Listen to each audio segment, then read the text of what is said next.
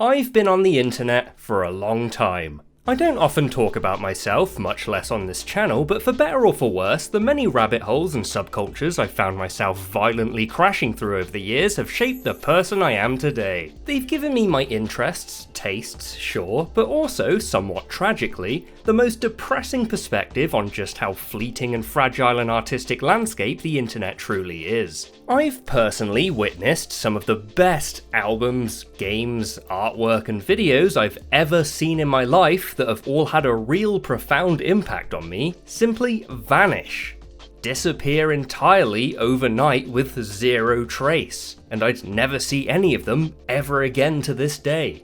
To be fair, having been posted in the strangest of places in the first place, thrown up online in the weirdest formats and with the ease in which web forums, file hosting sites and social media allows, it's not really anyone else's responsibility to preserve them for me. And I'm not claiming it is, but as websites go offline, moderators purge threads and file hosting services simply expire, I'm left with a lot of obscure, distant memories of these experiences I've had and never will again.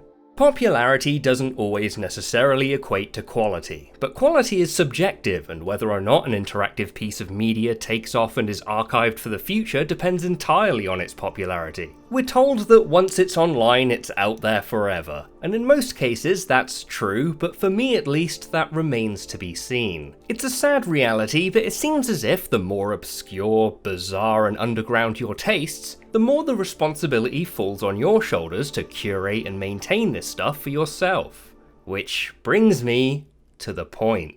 Very recently I was going through some old hard drives and just generally tidying up, which included going through a lot of my old paste bins and text files from back in the day. Now that I'm not an unemployed student, storage isn't an issue, and a long time ago I was lucky enough to have made backups of some of the more mysterious disk images, installers and SWF files from my collection. Because I'd say the majority of my collection at one point in time was simply just a list of links. A list that, unlike me, you're probably smart enough to have realised already is gradually disappearing more and more at an alarming rate nowadays. There's hundreds of holes in it already, but practically any day now it's all gonna be gone. Forever, with nothing left that's still up. A thought that ultimately inspired this, to document some of the more interesting, weird and just generally bizarre examples of strange, surreal games I've managed to save over the years, to look at what exactly I have here, what I'm sitting on that can't be found anywhere else anymore, for the event in which these games truly are lost forever. Despite some of them maybe seeming like they should stay lost.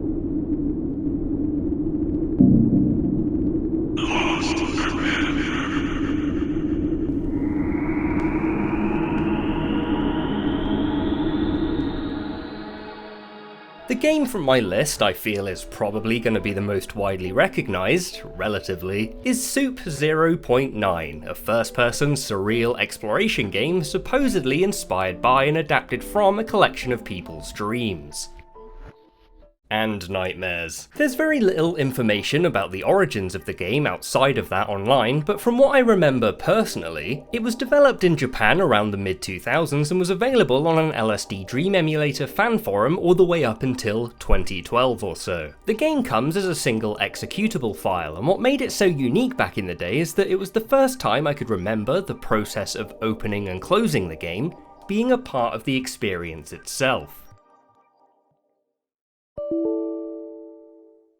The game itself takes place over the course of 5 days in a number of different dreams. Each dream consists of a perfectly square room with a looping tiled texture across the walls and a single object or character in the centre. You can spend as long as you'd like exploring each dream, and despite the rumours you'll hear, I've never actually managed to find or interact with anything outside of that. And that's because I've always thought it's a game less about anything contextual and more about looking around and trying to interpret the narrative or vibe of each dream. because touching any of the 4 walls will take you to the next room in the sequence, until the end of the day wherein the game hard closes you to your desktop. Whereas with some of the deeper games out there that might take you on a further journey into a dream, here at no point does it feel like a different game, but it seems to be able to cover a larger style and type of dream. And I think that comes in large part from the collaborative way in which it was developed by multiple people, each having a different collection of rooms, with really distinct styles. Some are bizarre and nonsensical, while others are aggressively dark and terrifying, and some even take you to like virtual 90s cyber worlds complete with trance music and strobe lights.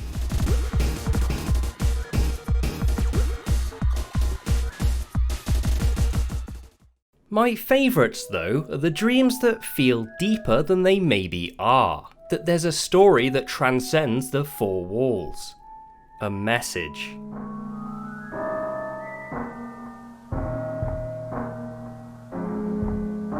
Because above all else, I think that's what the game does best. In short, the simple concept allows it to more seamlessly slip into a different costume, or theme, and therefore to exist across a variety that isn't available in other games, but that happens to be more reminiscent of how actual dreams work.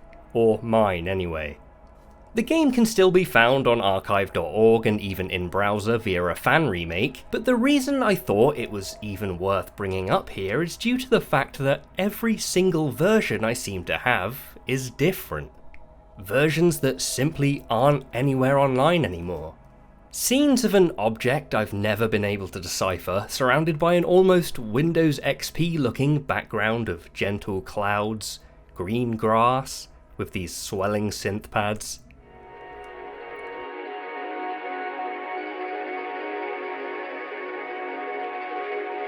A level with a backdrop depicting a sprawling, reflective, amber cityscape with big dusty brakes playing in the background.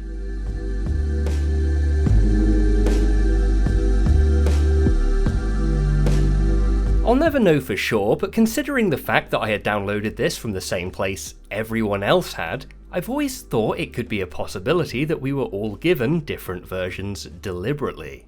Unique experiences, as if the download was updated and changed throughout the time it was available. As dumb and laughable as it might sound, the impression I have is almost as if every copy is personalised, at least for the time in which it was downloaded. And I dread to think of what rooms we've lost to people downloading this game to play once and never again. What insane, twisted insights into people's dreams are we just not ever going to be able to see, much less experience like this ever again. Especially considering the fact that I remember having played different rooms in versions I myself can't find anymore. It's like this surreal snapshot in time in that sense, and I think ultimately that's exactly the thinking that inspired this.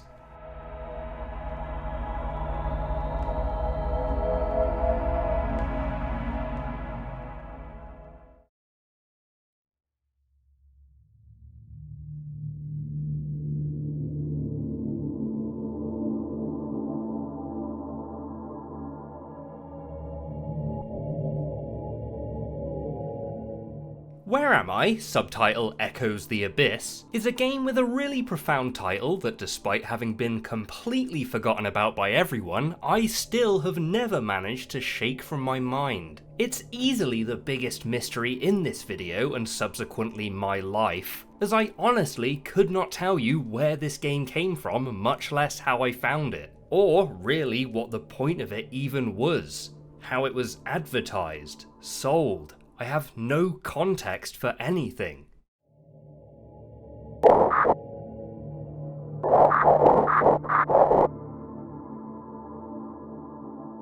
Which is something that I feel makes it all the more surreal and creepy, honestly. Because it's like this echo from the past, an insight into a truly nonsensical world that's fallen on me to explore, to interpret, to give context to.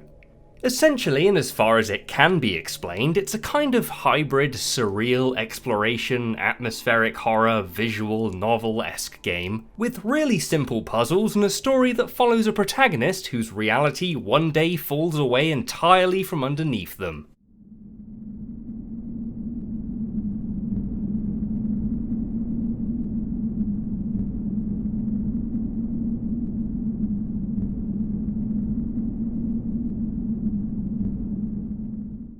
plummeting them into this really eerily still, atmospheric, two-tone urban void, dotted with these strange characters aimlessly wandering the barren streets and vacant buildings. As the game progresses, the novelty of the situation slowly wears away for them, as they realise that they're lost and potentially stuck here to wander aimlessly with them forever.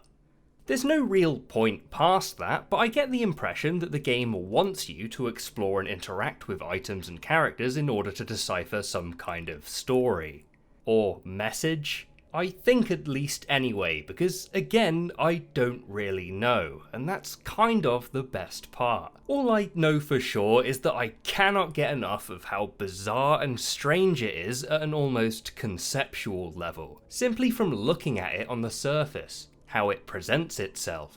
It's one of the more immersive games I think I've ever played in my life, and yet I can't really pin down exactly where it takes me. The feelings and emotions it's trying to get out of me. The world and character designs, the sound and music are easily the best parts of that, but to be completely honest, if I have to say anything negative at all at this point, when it comes to the story and writing, it feels a little too on the nose in a lot of places, trying way too hard to be purposefully annoyingly cryptic, to sound as schizophrenic and mad as humanly possible for the sake of being creepy or profound. The sad part is, it's likely there is actually a story being told here, something I don't doubt the creator put a lot of time, effort and thought into. I just think it hasn't struck that perfect balance of being communicated well enough that it can be coherently followed, while at the same time not smashing you over the head with any obvious point. At the same time though, I have to admit that it's an aspect that gives it a unique personality in a way.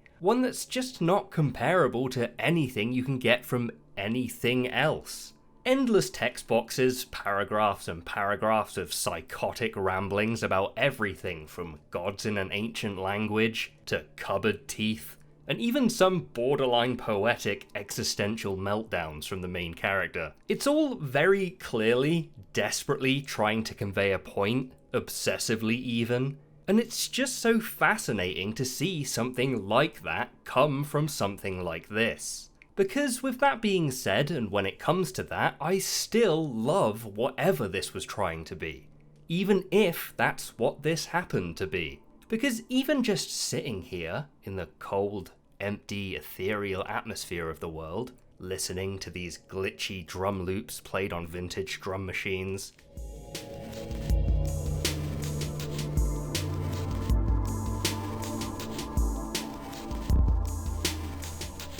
it's a vibe I just haven't found anywhere else since. But specifically, and the reason I brought this game up at all is because, unfortunately, it's a vibe that no one can find anywhere since. Feel free to prove me wrong, but right now, as it stands, to answer where am I, it's not anywhere on the internet at least.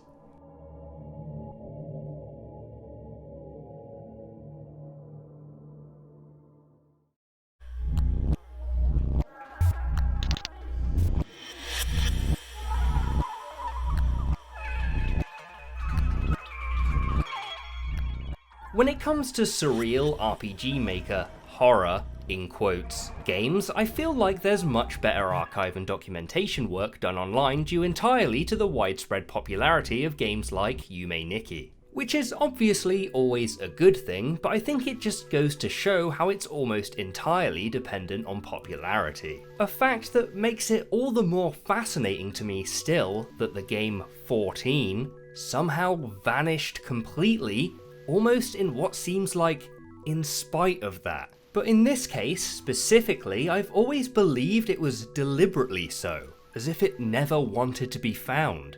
It has like 5 or 6 different names for a start, but it was never really available anywhere widely accessible, making it an absolute nightmare to find by specifically searching for it even back when it was still available. If I remember correctly, I downloaded it from the developer's website back in the day when it was being shared around, although the link I still have at least is completely dead at this point, and so here we are.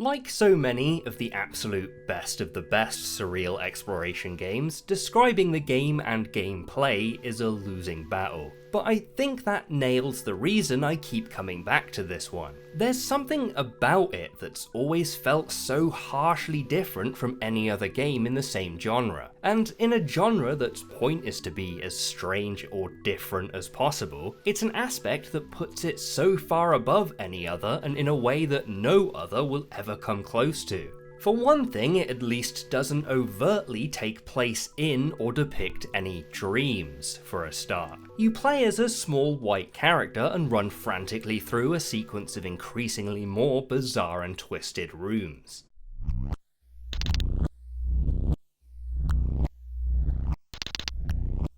With every one, you seem to descend further and further into what can only be described as madness if it were a physical place. They're in no discernible pattern or order, yet the sequence doesn't feel random at all. And I've always loved how it's very deliberately as ambiguous as possible with absolutely everything in that respect. The atmosphere of this game can't be compared to anything, but whereas with games like Yume Nikki, its depictions of real-world relatable objects and scenery is something that grounds it, gives you a reference point for how strange and bizarre things get, here nothing is anything, and everything is nothing, discernible at least. In that sense, it's truly a surreal exploration game in the most accurate and true sense of the term possible, traversing areas that you can only really describe by commenting on how indescribable they are. You're never sure if it's a symbolic or literal depiction of anything, and so it's possible to lose yourself in the game in ways that aren't possible in other games, as you disappear further and further into it, one room after another. It's almost addictive. I still do play the game a lot, and I find it impossible to put down sometimes, if only because you're always seemingly one room away from seeing something really bizarre or crazy. And almost as if the size of your save file being an indication of how far into the void you've dared to explore, it's something that's really personally satisfying to build upon, as if you're actually treading undiscovered ground, exploring new and unmapped areas of this surreal world, especially so considering how few people have ever played this. Every single individual component works together to create one of the strangest worlds I've ever explored, and one I probably wouldn't be able to find in a game that didn't look like this. And although, to be completely honest, I may enjoy it less for anything gameplay related and more for aesthetic reasons, that may only be the result of my interpretation of them anyway, the point is, whatever value this game had to whoever it happened to resonate with, even if that was something only they could see, it's now gone forever. Simply put, I'm not sure what this game is at all, but that's the reason I love it so much. The sound, the style, how tightly it commits to being as nonsensical as technically possible, all make it one of my favourites of all time.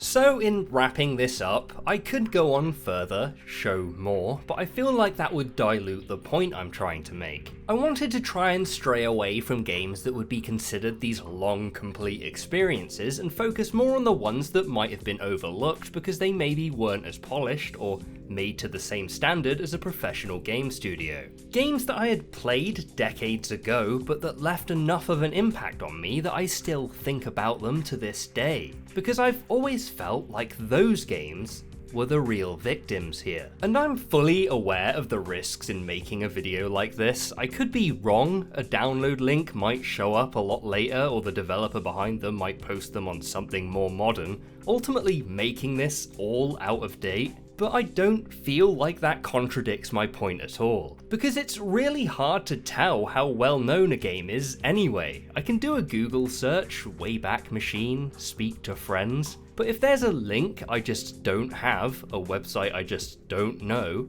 then I'd never be able to find them again regardless. It could even be the case that these games are actually famous somehow, just in the smallest, most passionate secret underground circles. So if nothing else, take this as a showcase of that. But specifically, if any of you have any memory of any of these games, or infinitely better yet, any examples of your own, then if nothing else, discussing them like this can only ever help to keep their memory alive in some way, even if they're only these obscure, distant memories.